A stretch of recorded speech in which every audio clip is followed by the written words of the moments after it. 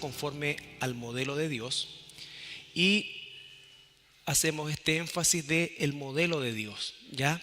Porque el propósito de este estudio, como dice así, es reafirmar las bases bíblicas de nuestra iglesia y siempre examinar y revisar, ¿no es cierto?, nuestra doctrina. No porque la doctrina bíblica cambie, sino porque nosotros muchas veces cambiamos y empezamos de repente a absorber cosas que no necesariamente constituyen elementos bíblicos, ¿ya? Los temas a tratar, dijimos, ya vimos la definición de la iglesia, los propósitos de la iglesia, la pertenencia a una iglesia local, donde tuvimos los subpuntos que definir qué es un cristiano, el mandato a ser parte de una iglesia local. Todos estos son elementos extraídos, por supuesto, de la Escritura. Las prácticas de la iglesia local, el bautismo, la cena del Señor, el evangelismo, el discipulado, ministerio establecido, compromiso económico, misiones. Esas son las prácticas de una iglesia. Y vamos a comenzar el día de hoy la primera parte de la cena del Señor. Ya vimos ampliamente el bautismo, la primera práctica, y después la cena del Señor, ¿ya? Posteriormente de ver las prácticas de la iglesia, vamos a revisar los dones espirituales en el seno de la iglesia, el gobierno y la autoridad espiritual de la iglesia, vale decir cómo una iglesia se organiza, funcionamiento práctico de la iglesia y la nuestra en particular. Aquí vamos a ver un poco acerca del reglamento de nuestra iglesia, ¿ya?, que es una forma de establecer una convivencia ordenada dentro de nuestra iglesia. Y finalmente el punto 7, que vamos a ver probablemente ya por allá, por el mes de agosto, septiembre, ¿no es cierto?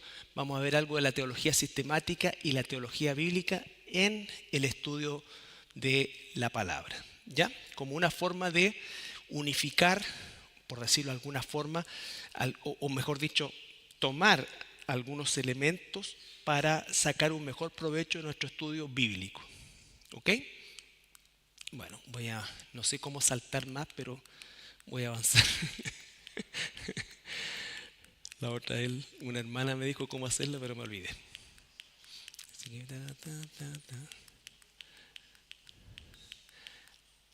Divina.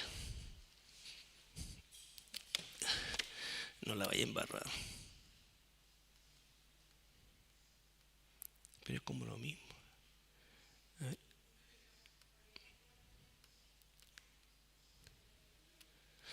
No, la voy a embarrar, así que mejor.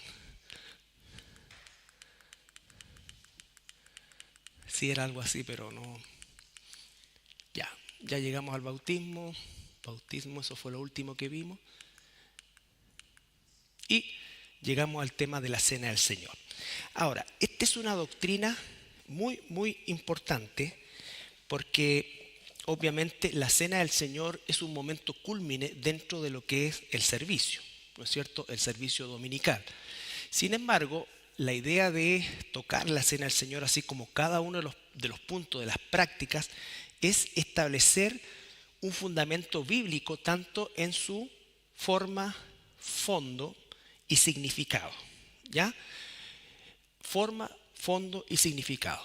Y lo primero que tenemos que decir nosotros es que la cena del Señor se origina, o su institución propiamente tal ocurre durante el tiempo de la Pascua, la tercera Pascua de esos 3 años de ministerio público de Jesús que festejó con sus discípulos, donde él dice: cuánto he deseado comer esta Pascua con ustedes. Él sabía que era la última, sus discípulos no, ¿ya? Y esa cena o este memorial se realiza en esta cena de Pascua, ¿ya? Y recuerden que la cena de Pascua, y en la mente de los discípulos en ese caso y de los israelitas a lo largo de la historia, ellos no tenían en mente un concepto mesiánico. O sea, ellos no asociaban bajo ningún punto de vista la Pascua con la muerte de Jesús. ¿Se entiende? No, ellos, ¿hacia dónde apuntaba el recuerdo de la Pascua? Hacia la liberación de Egipto. Ese era su recuerdo y la razón de su memorial. Vamos a ver Éxodo 12, 23 al 28, simplemente para recordar.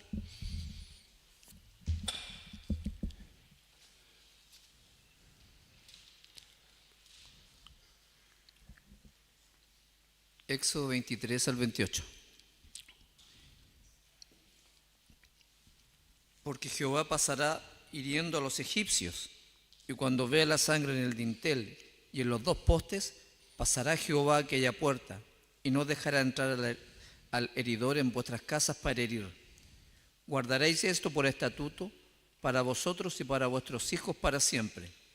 Y cuando entréis en la tierra que Jehová os dará, como prometió, guardaréis este rito. Y cuando os dijeren vuestros hijos, ¿qué es este rito vuestro? Vosotros responderéis, es la víctima de la Pascua de Jehová, el cual pasó por encima de las casas de los hijos de Israel en Egipto, cuando hirió a los egipcios y libró nuestras casas. Entonces el pueblo se inclinó y adoró. Y los hijos de Israel fueron e hicieron puntualmente así, como Jehová había mandado a Moisés y a Aarón. Ya. Entonces tenemos claramente que lo que estaba celebrando Jesús aquella noche, estaba celebrando justamente este evento. Ellos estaban celebrando ya 2000 años antes lo que había sucedido, ¿no es cierto?, en el Éxodo, y esa es la Pascua. Pero al finalizar o durante esta cena es que se establece la cena del Señor, ¿ya? Entonces es una continuación. Ahora, recuerden que los israelitas, los judíos, en el momento de la cena de Pascua en que Jesús instaura este memorial, ellos no tenían una idea, o sea, no lograban, o sea, no hacían una asociación de la Pascua con Jesús, ¿no? Porque para ellos, y hasta el día de hoy, ¿no es cierto?, la celebración ortodoxa, la celebración que los judíos hacen de la Pascua no tiene nada que ver con un Mesías. Nada que ver con un Mesías. En la mente de ellos no existe el concepto de un Mesías sufriente. Por lo tanto, se sigue celebrando la liberación de Egipto, ¿ya? Ahora, nosotros como cristianos, que lo vamos a ver también, recordemos que no debemos nunca, cuando enseñamos las raíces hebreas del Nuevo Testamento, nosotros no tenemos por qué celebrar la Pascua, porque nuestra Pascua es Cristo, ¿no es cierto? Ellos sí, porque ellos celebran la liberación de Egipto. Ellos no tienen una concepción mesiánica. Pero aún siendo judíos, y si realmente se han convertido al Señor y celebran la Pascua, ellos lo que están haciendo es celebrar, por así decir, su independencia. Es como si nosotros celebrásemos el 18 de septiembre o el 25 de mayo, los argentinos, u otras fechas en las cuales compete específicamente a ese grupo de personas. Pero expiatoriamente ellos no tienen una concepción de la Pascua así hasta hoy, y Jesús en este momento va a dejar de apuntar hacia Egipto y empieza a apuntar hacia el Calvario, que finalmente es la conclusión de la figura del Cordero sacrificado. ¿Ya? Bien. Ahora, quisiera que pudiéramos, yo sé que esto es un poco tedioso porque es historia, pero es muy importante que nosotros tengamos un barniz acerca de la postura de la cena del Señor por parte de los reformados. Estamos saltando al siglo XVI después de Cristo. ¿Ya? ¿Por qué? Porque todas las iglesias evangélicas, sin excepción, han sido influenciadas por los reformadores. Y nosotros debemos entender que Calvino, Lutero, Zwinglio, Teodoro Beza, Philip Melanchthon, todos ellos eran ex sacerdotes o ex monjes. Por lo tanto, el enfoque que ellos le dieron a la cena del Señor, nos vamos a dar cuenta, era un enfoque del cual no pudieron nunca abstraerse de su condición o de su formación, mejor dicho, de monjes. Y eso es importante. Por eso es importante revisar las doctrinas. ¿Por qué? Porque estos hermanos, porque sí son hermanos, ¿no es cierto?, no hicieron una contribución inmensa al avance del Evangelio, desde todo punto de vista. Pero sus visiones o interpretaciones doctrinales no fueron todas correctas. Y muchas iglesias que han salido del luteranismo, o la iglesia luterana como tal, que es gigante, la iglesia anglicana, la iglesia presbiteriana, que son de las raíces de Calvino. Y las iglesias que han salido de ahí, porque nosotros, por ejemplo, los hermanos que vinieron como misioneros, ellos venían originalmente de una iglesia bautista, pero nosotros no somos bautistas, ¿me entiende? Pero la formación de esos hermanos bautistas igual influye en la formación o en la dinámica de una iglesia. Por lo tanto, es importantísimo esto, porque muchas de las cosas que se creen, se piensan y se hacen con la cena del Señor provienen de la Reforma Protestante y no de la Biblia. Y no de la Biblia. Lo primero, para sentar las bases de dónde salieron ellos, tenemos que hablar de la postura católica romana de la transubstanciación. Esta es la base. Por supuesto que esto es una herejía. Sostiene que en la ordenación los sacerdotes reciben la autoridad, por eso se llaman sacerdotes, por eso en un templo católico no hay un púlpito, hay un altar, porque los altares es donde se realizan sacrificios. Y la misa el misal es el sacrificio, ¿ya? Ofrecer a Cristo en el sacrificio de la misa. La Iglesia Católica enseña que cuando el sacerdote consagra los elementos, milagrosamente se convierten en el cuerpo y la sangre de Cristo. Su apariencia exterior no cambia, pero de forma milagrosa, la esencia invisible de los elementos se convierten en el cuerpo y la sangre de Cristo. El sacerdote ofrece un sacrificio no sangriento de Cristo a Dios en la misa. Ahora, fíjense qué cosas. Esto es sacado textual de su doctrina, que está acá. La página oficial del Vaticano, Catholic.net. Entonces, ellos dicen que convierten el cuerpo y la sangre de Cristo milagrosamente.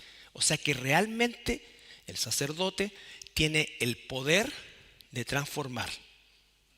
¿Ya? De transformar, es decir, se convierten. Por lo tanto, lo que realiza es un sacrificio, pero dice un sacrificio no sangriento de Cristo. ¿Qué dice la palabra respecto al sacrificio para que sea válido? Sin derramamiento de sangre no hay remisión de pecado. Herejía. No solamente es la herejía de creer que puedo hacer, y la otra pregunta, ¿dónde está hoy día Jesús? A la diestra del Padre. ¿Está con su cuerpo de cordero o está con su cuerpo glorificado? Glorificado. Entonces, lo que muchas veces se dicen que bajar a Jesús del cielo, no lo podías bajar, tendrías que tomar el cuerpo del sepulcro, resucitarlo, porque es el cuerpo físico humano y no el cuerpo glorificado, el que fue crucificado. ¿Se entiende? Entonces, lo que quiero sostener con esto es la herejía que significa esto. Por eso la participación en la misa es un acto realmente herético por todos lados. Por todos lados. ¿Ya? Obviamente, el 90% del mundo católico lo ignora. Lo ignora. Por eso a veces creen que lo que hacemos nosotros el día domingo es lo mismo que hace el cura. No. Por eso el cura dice, es una fórmula. Cuando él dice esta fórmula, orad hermano, que en el fondo es un conjuro. Porque en ese momento está ocurriendo la transubstanciación. Cuando él dice, para que este sacrificio, o sea, ahí se está produciendo, bajo ese conjuro, que solo puede, entre comillas, por supuesto todo esto, hacer el cura católico, se produce este elemento de la conversión, transformación de la sustancia, eso es lo que significa. Entonces, todos los reformadores salieron de aquí. Esta era su formación. Pues bien, aquí está la página oficial y ustedes la pueden tener después, pero dice, ¿qué quiere decir verdadera? Verdadera quiere decir que su presencia no es una mera figura, como en una foto, como quería Zwingli. ¿Qué quiere decir realmente? Realmente quiere decir que su presencia no es mera fe subjetiva, ¿no es cierto? ¿Qué quiere decir sustancial? Sustancial quiere decir que la presencia del Señor en la Eucaristía no es meramente virtual, como la bobina eléctrica que virtualmente... como quería Calvino, sino según el mismo ser de su cuerpo y sangre que asumió en la encarnación. O sea, lo están reafirmando. Y después dice que si tú no crees esto, sino que dijere que solo está como una señal o figura o por eficacia, sea maldito. O sea, según el sistema romano hoy, como ha sido desde el año 2225 que se instituyó el dogma de la transubstanciación, cualquier católico o cualquier persona que niegue todo esto, vale decir que verdaderamente esa hostia se transforma en el cuerpo de Cristo y esa sangre se transforma en la sangre de Cristo, es maldito. ¿Ya? Entonces, así de terrible es esto.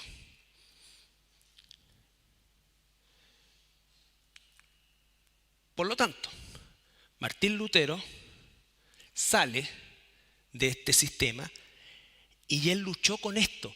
Yo quiero decirle que se juntó Lutero, Zwinglio, pelearon los reformadores porque el foco de ellos era, querían no asociarse con la transubstanciación, pero por otro lado no se podían desligar completamente de eso.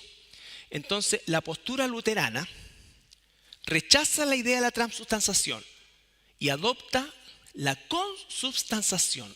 Lutero, que era un hombre inteligente, no asumió esto, por supuesto, pero asumió un concepto muy cercano. La cena no es un sacrificio sacerdotal a Dios, sino un beneficio que Él otorga a los fieles.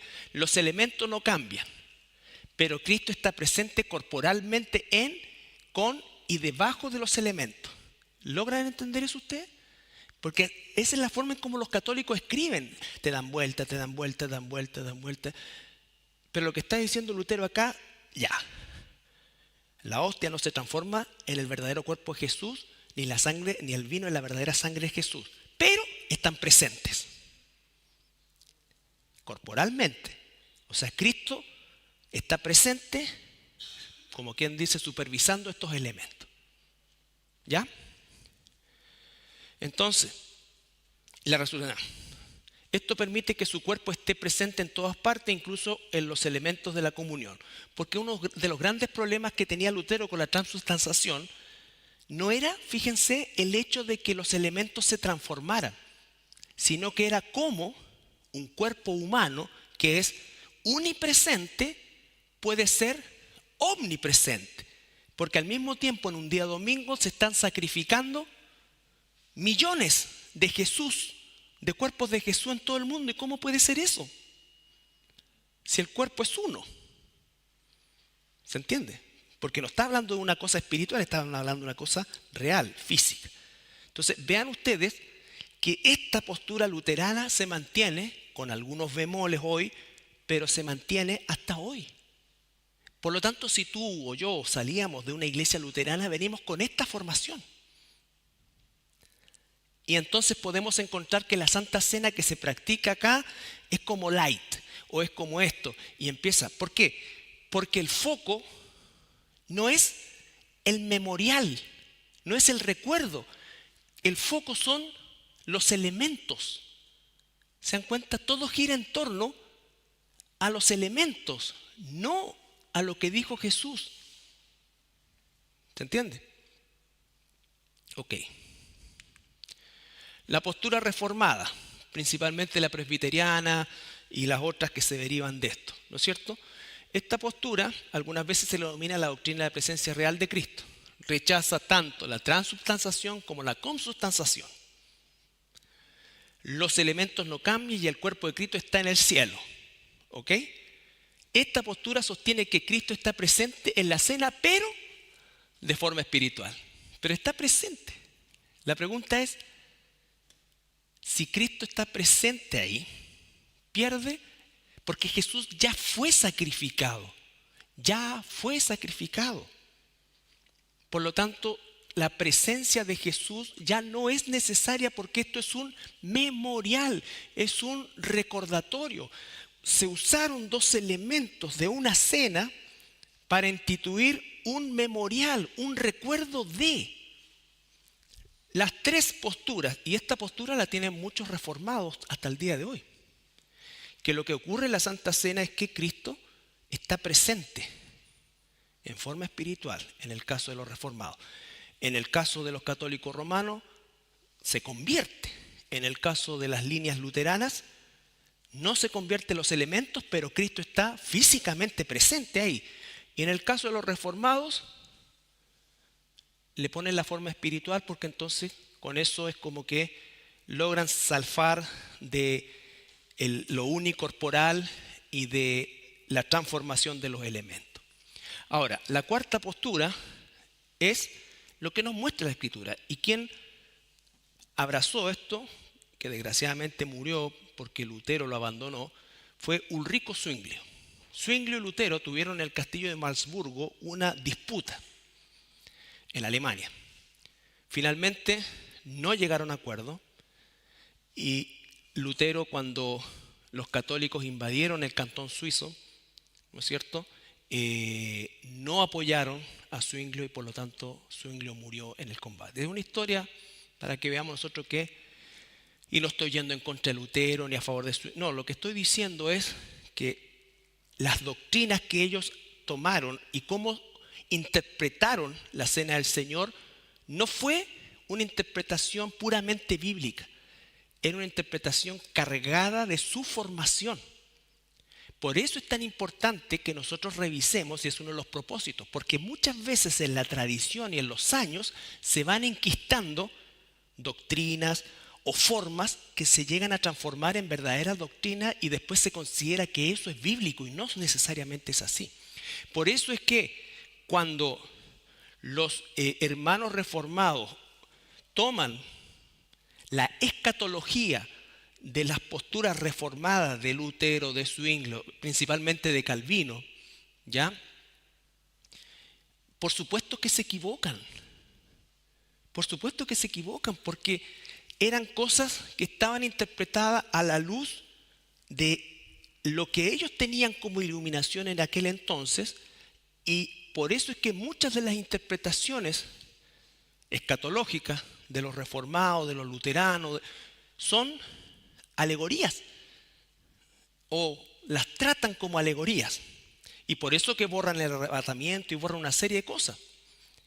¿Se entiende? Entonces hay que examinar.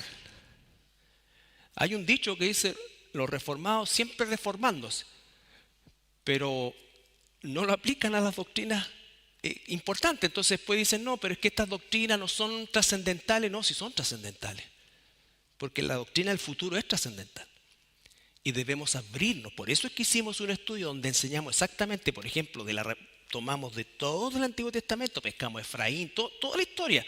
¿Para qué? Para que tú y yo tengamos una certeza bíblica de que el arrebatamiento es bíblico. Punto. Es lo que nos enseña la Biblia. No fue un jesuita del 1700 y algo que se le ocurrió. No. Esto viene desde el principio. ¿Sí?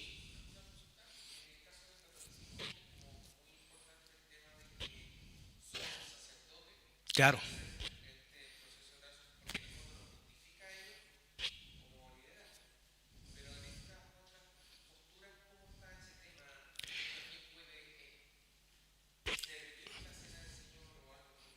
Ya, eso es para la próxima semana, porque esa es la práctica.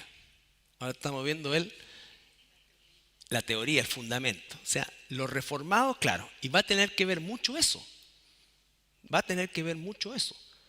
Entonces, ellos, evidentemente, la postura de los reformados implicaba exclusivamente que el clérigo, porque así le llamaban también, siendo pastor o lo que sea, era quien realizaba la cena del Señor.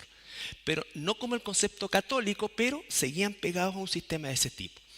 Ahora, Zwinglio, o la postura de Zwinglio, decía que la cena es una conmemoración que trae a la mente la muerte expiatoria de Cristo. Es el único que puso el foco en el sentido de esto. Todos los otros tienen que ver con los elementos. Si se transforman, si está presente el cuerpo Cristo o si está presente espiritualmente. Y Jesús nunca dijo eso. Jesús nunca dijo eso, porque ¿dónde está Dios ahora en nosotros? en la persona del Espíritu Santo adentro. Cuando el Señor dijo, yo voy a estar con ustedes todos los días hasta el fin del mundo, no dijo que iba a estar en la Santa Cena, dijo que iba a estar en la Santa Cena, en el baño, en el trabajo, en todas partes. ¿Entiendes? Entonces, no tiene que ver con eso. Pero, ¿por qué es importante esto? Porque muchas doctrinas, muchas prácticas de la Cena del Señor en iglesias reformadas o en iglesias cristianas, evangélicas, derivadas de iglesias reformadas, es de este tipo. ¿Ya? Entonces dice, conmemoración que trae a la mente la muerte expiatoria de Cristo. Esto es fundamental. Entonces la Cena del Señor, ¿se entiende esto? ¿Alguna pregunta? Esto es un barniz histórico, principalmente partiendo, por supuesto, de el origen, la forma o la estructura mental que traían los reformadores. ¿Ya? Ahora, yendo directamente, en el contexto de esta celebración, Jesús la instituye como memorial, no como un ritual, memorial. ¿Ya? Los rituales implicaban ¿cómo se dice? Una descripción exacta de cosas que tenía que hacer un sacerdote. ¿No es cierto? Por ejemplo, el sacerdote tenía que partir los panes, hacer esto, darse una vuelta, rociar las puntas, todo eso. O sea, si se falla en algo en el ritual falla. ¿Ya? En cambio, el memorial es distinto, porque el memorial es un recuerdo. No es un rito, es un recuerdo, ¿no es cierto? Y el memorial se puede realizar de muchas maneras. No estoy hablando del cristiano, de la Cena del Señor en particular. Es así como Dios quiere que Jesús quería que recordáramos ¿qué cosa? Su muerte y la razón de su muerte. Por ejemplo, ¿cómo recuerdan las personas a su ser querido muerto? A lo mejor lo recuerdan de una manera, a lo mejor lo recuerdan mentalmente. Entonces son formas. No dice el ritual para recordar no. ¿Cómo recuerdan, por ejemplo, a ciertos héroes de la independencia? Van y hacen una ofrenda floral, algo, no sé, un desfile, cosas por el estilo. Entonces, lo que instituyó Jesús es un memorial. Mateo 26.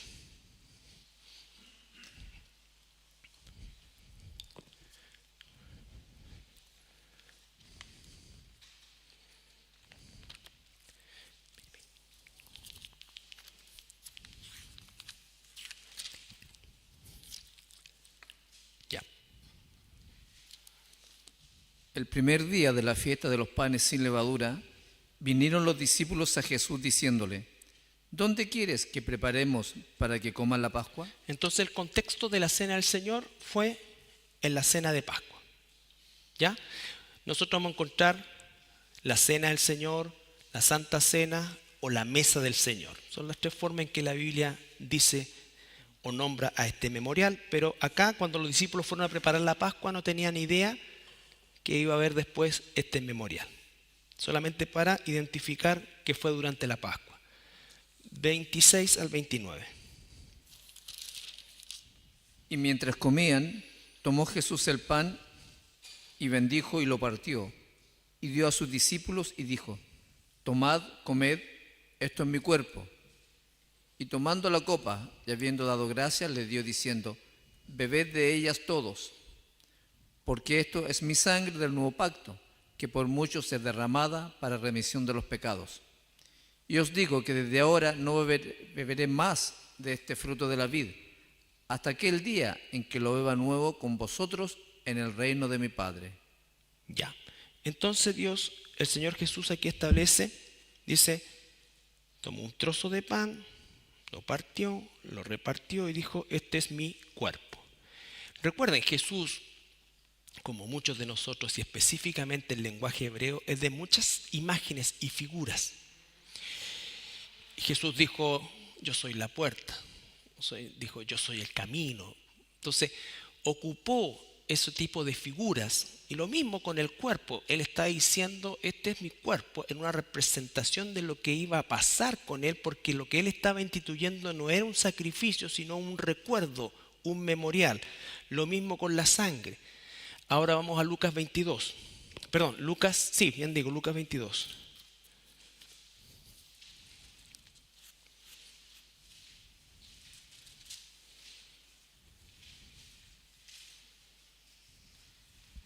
Y tomó el pan y dio gracias, y lo partió y le dio diciendo, esto es mi cuerpo que por vosotros es dado, haced esto en memoria de mí.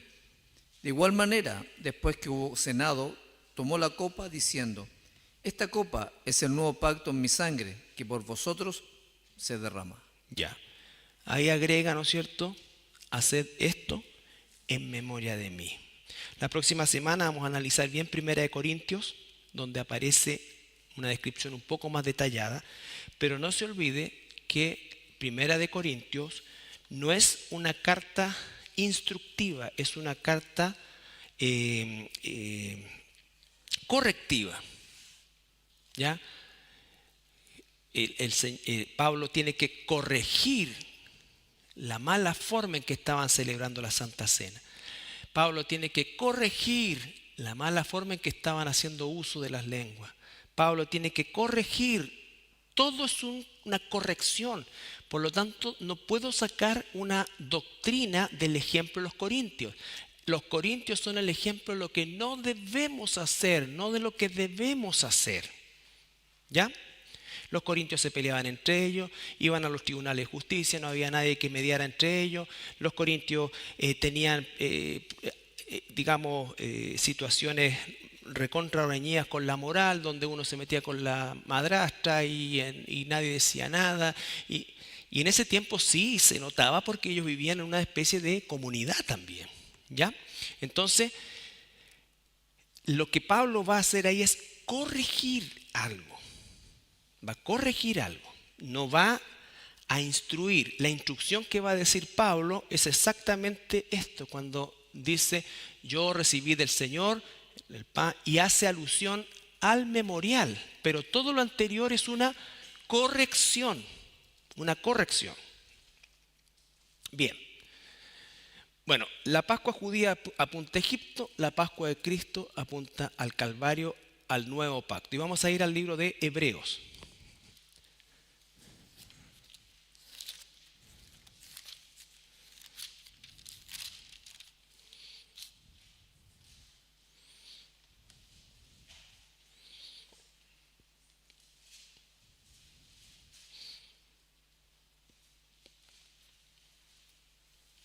Esa sola porción, la 22.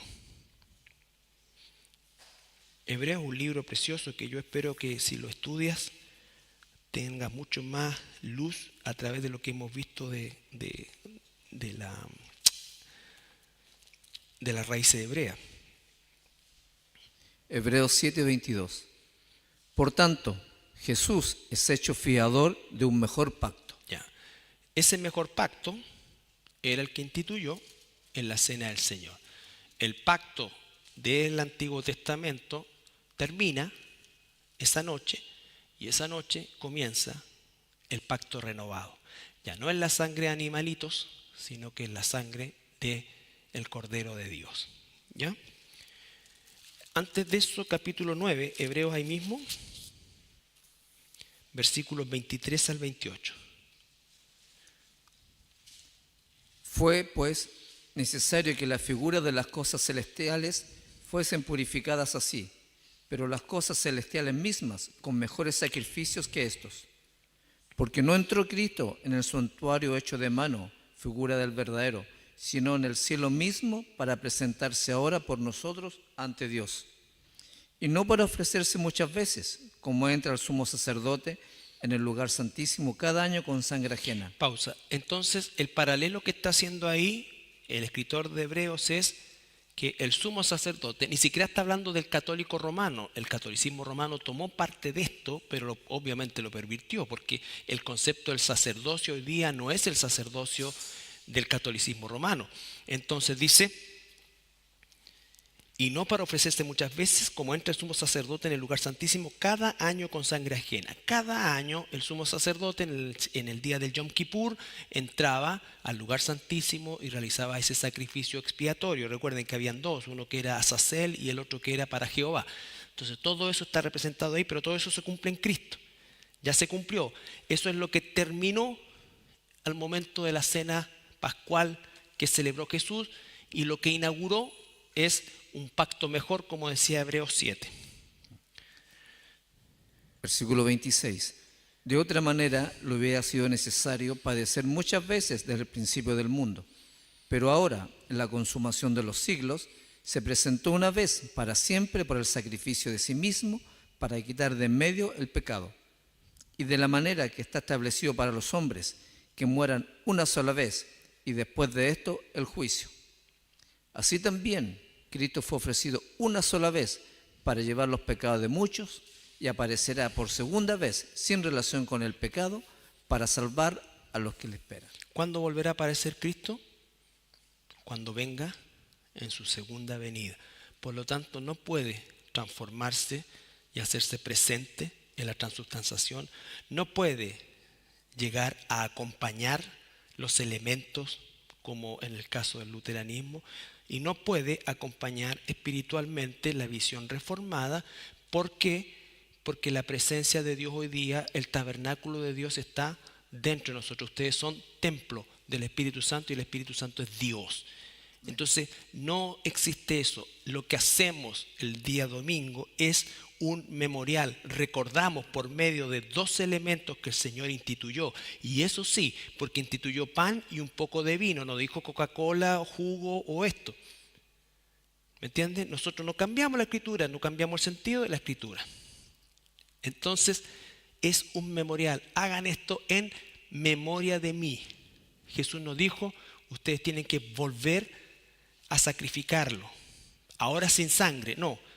Esto es un memorial, es un recordatorio, es una doctrina que se basa en un hecho, como dice la teología forense, algo que pasó ya, algo que ya está en el pasado, algo que ya sucedió.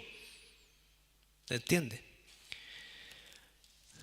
Ahora, 12:24.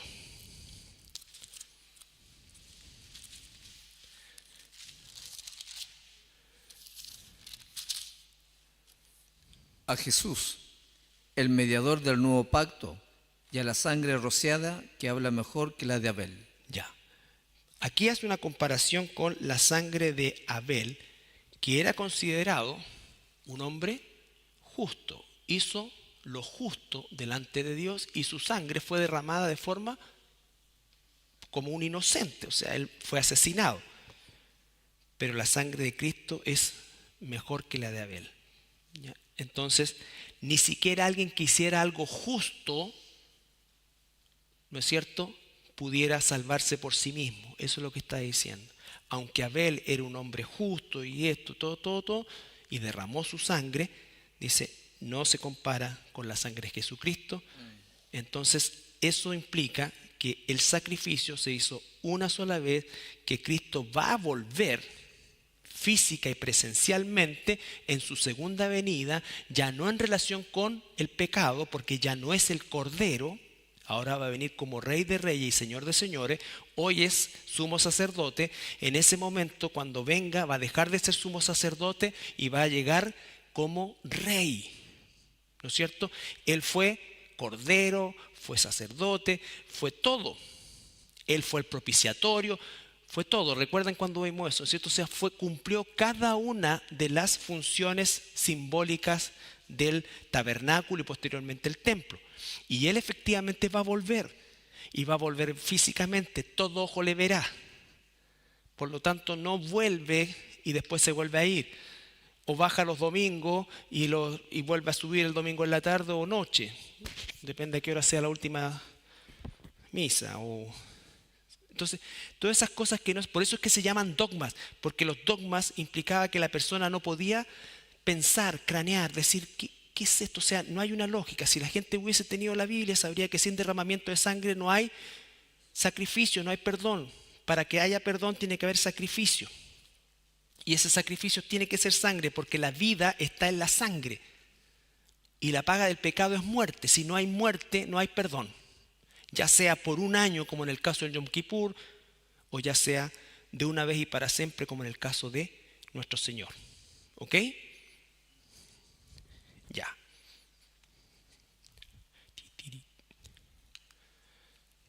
No, esto lo vamos a ver la próxima semana. Ok. ¿Alguna pregunta? Porque vamos a quedar cortados. Son las 8, van a ser las 8:20.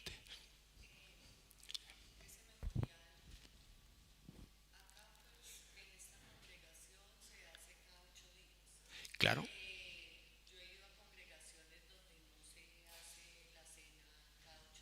Sí. También lo vamos a ver, igual que Andrés. Porque es la forma. Porque si tú te das cuenta de lo que leímos de la institución de Jesús, después vamos a ver lo de Pablo, ¿ya? Y lo de los apóstoles, ¿no es cierto?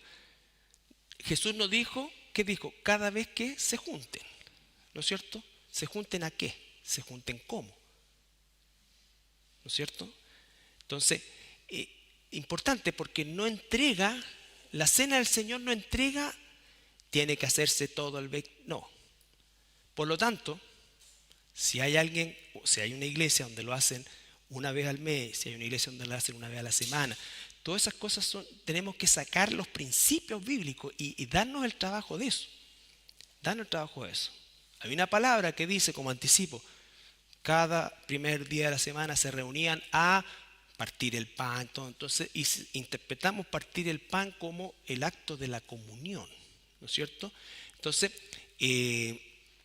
por eso es que lo hacemos una vez a la semana y es cuando estamos juntos, pero vamos a hacerlo con argumentos bíblicos, ya con argumentos bíblicos, que, vuelvo a insistir, es la forma que podemos extraer con mayores argumentos bíblicos para hacerlo semanalmente, ¿ya?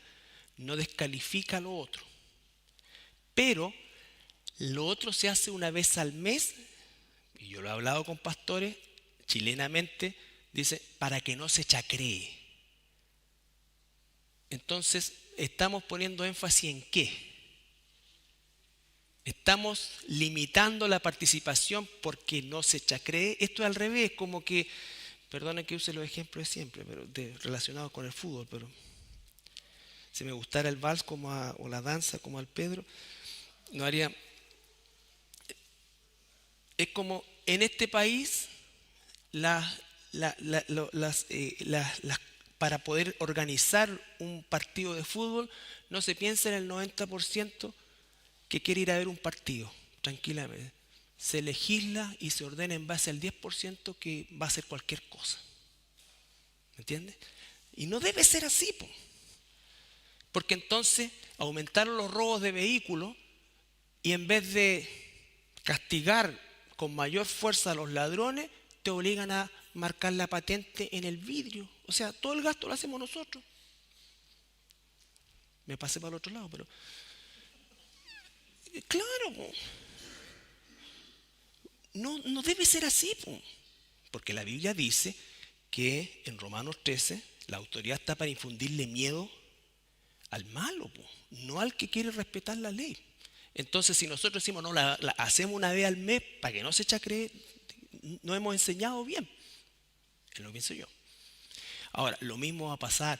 Hay gente que rasga vestidura porque de repente estamos pasando el elemento de la Santa Cena y una persona que no es cristiana lo toma también y, ay, como que hoy no debería tomar.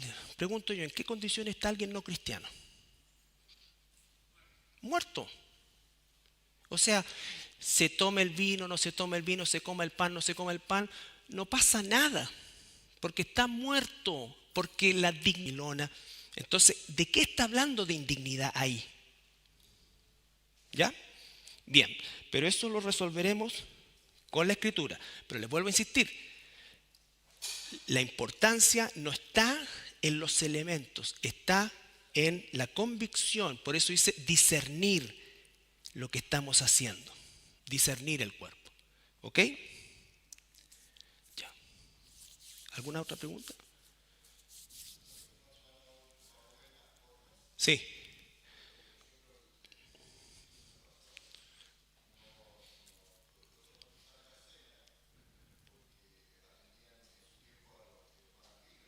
Claro. Sí, sí. Pero ahí vamos al mismo ejemplo de marcar la patente. O sea, si hay una persona que tuvo problemas con el alcohol y lo manifiesta, bueno, se hace una excepción y a lo mejor se toma otra medida. Pero lo que hacemos nosotros acá, por ejemplo, se le saca el alcohol al vino. Y claro, sigue siendo vino, pero sin alcohol. ¿Me entiendes? Pero el tema es también, como lo conversamos en alguna oportunidad, es que si tú has tenido un problema con el alcohol y todo, también uno tiene que, porque no te estás tomando un vaso así, o sea, tienes que, y sin alcohol. Entonces tienes que aprender también que Dios está obrando en tu vida. Ahora, si eso produce efectivamente un choque muy grande, bueno, hay otra forma, pero es una excepción, son excepciones, ¿ya? Excepciones. Y por si acaso, lo que la Biblia habla de, porque, por ejemplo, este concepto de jugo de uva, ¿de dónde sale? ¿De la Biblia? No, no. Sale de la posición también de los reformados. ¿Me entiendes? Entonces, también de ver eso, porque la Biblia no dice eso. La misma palabra que dice vino acá es la misma que dice vino allá. Lo que multiplicó Jesús, la transformación del agua en vino que Jesús hizo en la boda de Caná, ¿qué dijo el maestresala? Oye, este hizo todo al revés. Está sacando el mejor vino ahora al final cuando ya no lo van a poder degustar porque están todos insensibles de paladar. ¿Cómo se hacían las bodas? El primer vino, lo más bueno, al principio, ¿cierto? Cuando podían disfrutar, y al final el bigoteado, porque ya daba lo mismo, pero entonces el mejor vino. Entonces no era la mejor jugo de uva y toda esta cuestión.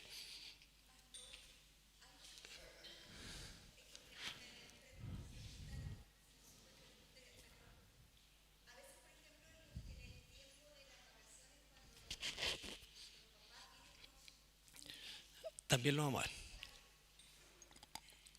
También, todo eso tiene que ver porque no debemos caer ni en el extremo de considerar esto sacro, que sacro no es lo mismo que santo. Santo es algo que apartamos. Por ejemplo, el pan que no se consume en la cena del Señor se elimina, no se usa para otra cosa, solamente para eso. Pero no es porque ese pan sea, no, se elimina. Eso es santificar. Pero sacro es justamente lo que pasa con la hostia, que tú te estás comiendo a Jesús. O sea, en su doctrina, por supuesto. Entonces, por supuesto que eso te produce otra cosa, porque esto es un memorial. Es un memorial, ¿ya? Pero no podemos caer en el otro extremo de banalizar ese memorial, porque todo memorial, ¿qué es lo que más requiere? Respeto. Cuando tú recuerdas la memoria de alguien, lo haces con respeto. Entonces, la cena del Señor, el pancito y el vino no es un snack para los niños, y eso también hay que educar a los padres de niños pequeños. ¿Me entiendes? No que los niños, ay, a lo mejor le vino este problema estomacal, porque no, le debe haber venido por otra cosa, pero no por eso, o sea, no produce, no le demos a los elementos la condición que no tienen. Pero eso no quita que nosotros tengamos que hacer todo lo que hacemos con respeto, con respeto. Hay un orden, hay un respeto, por eso hay un púlpito, todo tiene un orden, porque la Biblia dice que hay que hacerlo en orden y decentemente. Pero lo vamos a ver completo en la Escritura. O sea, a través de la Escritura. Ok.